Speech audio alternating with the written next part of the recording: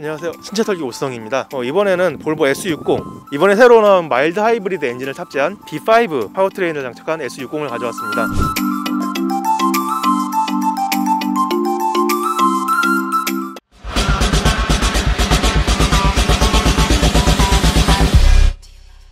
볼보 S60이라고 하면은 이전에 한번 리뷰를 했던 차량이라서 왜 갖고 왔냐라고 보실 수도 있는데, 아무래도 파워트레인이 달라지다 보니까 성능에서도 차이가 생겼고요. 그리고 일반적으로 내연기관 차량이랑 하이브리드 차량이 완전히 똑같진 않은 경우들이 좀 있기 때문에 달라진 점이 있는지 이 부분도 한번 살펴보고, 최근에 볼보 차량이 운전하다가 갑자기 튀어나온 보행자를 차량 스스로 피해가는 그런 블랙박스 영상이 이슈가 됐었습니다. 이 차로 그 기능을 한번 직접 시연을 해보려고 합니다. 볼보를 운전을 하시는 분들도 이 기능이 실제로 작동을 하는지 불안한 경우들이 좀 있을 것 같아요. 실제로 이 기능 자체가 활성화되어 있다고 해도 운전하는 입장에서는 알 수가 없으니까요. 그래서 직접 한번 보여드리도록 하겠습니다. 간단한 실내 외관을 설명을 드리면 3세대 S60 SPA 플랫폼을 기반으로 만든 3세대 모습이고, 범퍼라던가 이런 그릴 이런 부분은 작년 재작년에 나왔던 모델하고 큰 차이는 없는 상황입니다. 옆으로 이렇게 누운 토르의 망치가 볼보의 특징이 되어가는 것 같아요. 점점 라디에이터 그릴 같은 경우도 이 안에도 크롬으로 마감을 하면서 보다 스포티하고 세련된 젊은 감각을 구현했다고 보시면 될 것 같습니다. 범퍼 디자인도 상당히 괜찮게 나왔죠. 이렇게 아래로 뻗으면서 나오는 게 밋밋하지 않고 날렵한 느낌을 더 강조해주는 것 같습니다. 실내는 상당히 잘 만들었어요. 스웨덴 감성이 물씬 풍겨지는 깔끔하면서도 단순하지 않고 고급감이 느껴지는 디자인인데, 베이지색 가죽이 정말 잘 어울린다고 느껴지네요. 기어 노브 같은 경우에도 크리스탈로 가공이 돼서 빛을 받았을 때 이제 다양하게 반짝이는 모습을 볼 수가 있습니다. 네, 컵홀더가 숨어 있고, 이 부분은 이제 무선 충전기 그리고 파워 아울렛 이렇게 숨어들이 있는데, 이렇게 깔끔하게 덮으면은 이 부분들이 이제 다 자세히는 안 보일 텐데, 이렇게 벌려보면은 금이 가 있거든요.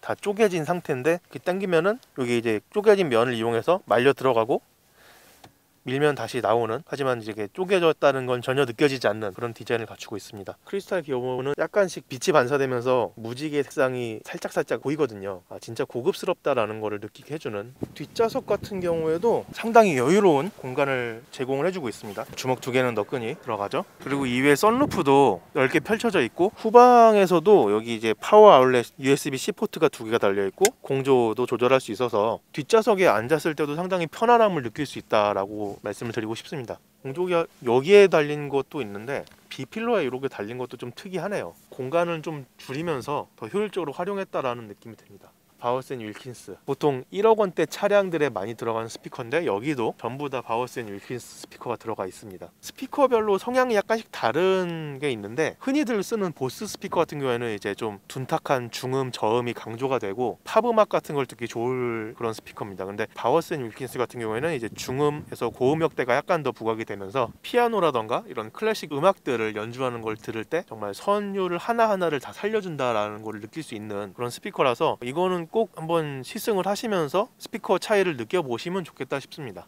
이런 부분들은 영상을 찍어도 잘 나오지가 않더라고요. 후면도 기존 S60하고 동일하게 되어 있고, 트렁크는 역시 광활하게 되어 있습니다. 이렇게 이제 과거에는 스페어 타이어가 있던 장소에 펑크 툴이 들어가 있고요. 공간 자체에서는 딱히 뭐 더 말씀드릴 게 없을 것 같아요. 충분합니다. 패밀리 세단으로 쓰기에는 충분한 공간이고, 이렇게 당겨서 내려주시면 여기 이제 B5 볼보의 마일드 하이브리드 엔진 장착됐다라는 거를 보여주고 있습니다. 그럼 주행을 하면서 뭐 실제 성능이 어떤지 뭐 이런 것들을 살펴보겠습니다.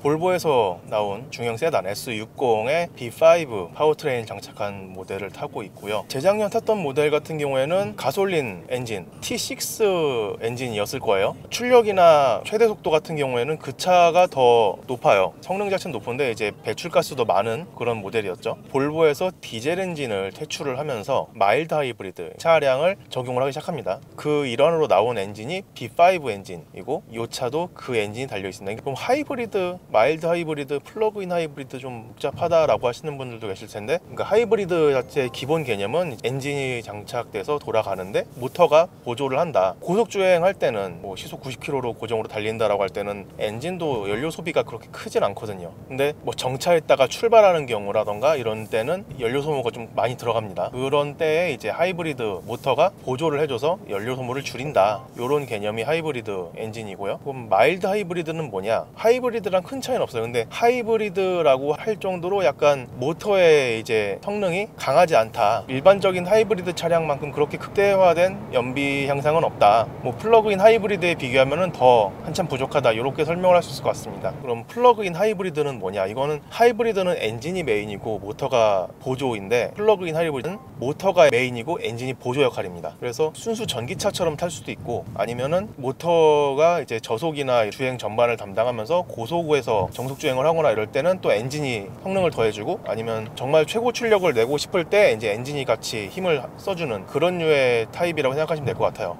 친환경 트렌드, 그리고 전동화 트렌드에서 순서가 어떻게 되냐? 모터가 안 달린 일반 내연기관차, 그리고 그 다음이 하이브리드랑 마일드 하이브리드, 그 다음이 플러그인 하이브리드, 그 다음이 전기차, 이렇게 이어진다고 생각하시면 될 것 같습니다. 그래서 이 차가 마일드 하이브리드 엔진을 탑재를 했는데, 계기판에 엔진의 토크, 회전수도 나오지만 배터리 잔량이 얼마나 있는지도 나옵니다. 이게 T6 엔진에서는 배터리를 신경 쓸 이유가 없으니까, 방전만 안 되면 상관없잖아요. 신경 없으니까 아예 안 들어갔던 건데, 이번에는 이제 마일드 하이브리드 엔진이니까 배터리가 이만큼 남아있고, 그러면 모터를 얼만큼 굴릴 수 있어 라는 걸 보여주기 위해서 지금 배터리 모양이 들어가 있습니다. 그 외에는 뭐 전반적으로 일전 S60이랑 크게 달라진 건 없어요. 똑같은 3세대 플랫폼 사용했고, 인테리어 똑같고, 외장도 똑같고, 대신에 성능에선 약간 차이가 발생하는데, 이전 모델이 최대 출력이 254마력이었을 텐데 이번 거는 250마력으로 4마력 줄어들었고, 여기서는 크게 차이 안 나는데 최고 속도, 여기선 차이가 크게 납니다. 이전 가솔린 모델 같은 경우에는 최고 속도가 240km까지 나왔습니다. 시속으로.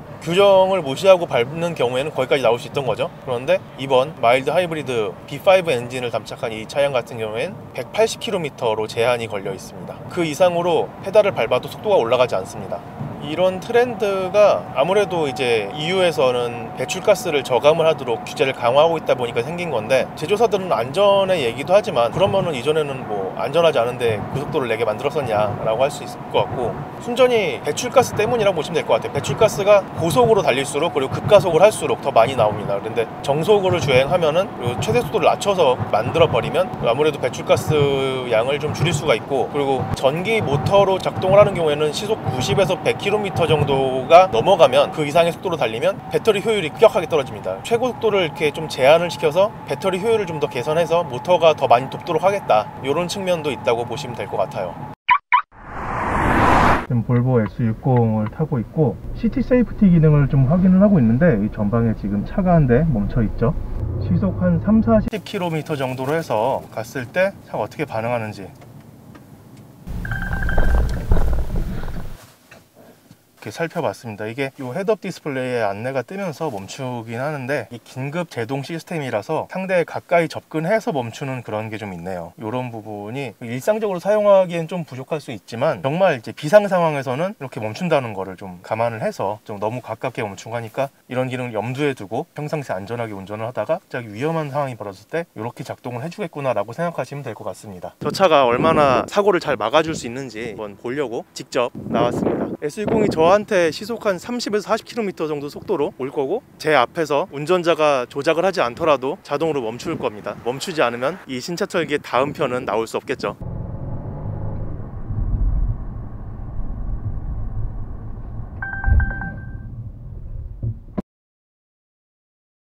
지금 약간 차가 오는 게 무서워서 뒷걸음질을 살짝 치긴 했는데, 그래도 앞에서 멈췄습니다. 볼보 차량 같은 경우에 최근에 이슈가 된 영상이 하나 있었습니다. 야간에 무단횡단을 하던 보행자를 차가 알아서 피해갔다는 건데요.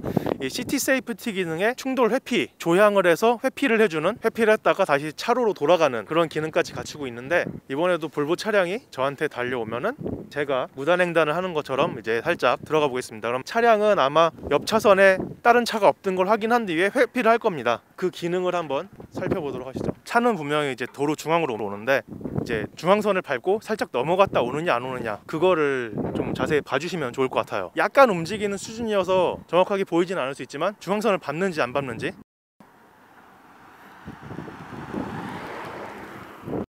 지금 확실하게 티는 안 날 수도 있는데, 이 차로 중앙을 달리던 차량이 노란선을 살짝 밟으면서 피해갔거든요. 현장에선 보였는데 지금 영상에서 어떻게 담길지는.